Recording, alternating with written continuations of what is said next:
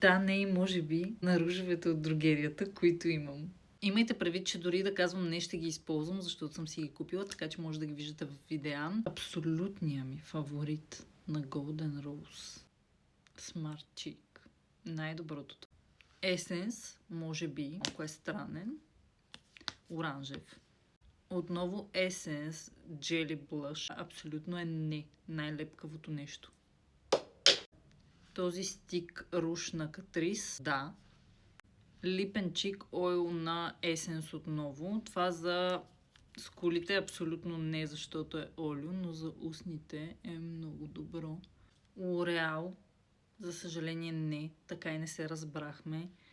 Може би от цвета не съм сигурна, но пробвах по всякакви начини, включително и с гъбичка да го нанеса.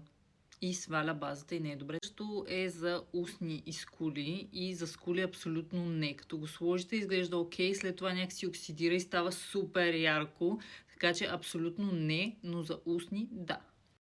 Wet n Wild за устни и скули, да. Мус текстура. Есенс, изключително ярко, но ми харесва, като сложите в умерени количества. И този на Catrice супер много ми харесва, така че да, въпреки че е много пигментиран. Започнахме с любим и завършваме с любим. Този е на Trended Up в розово. Страхотно, студено, розово.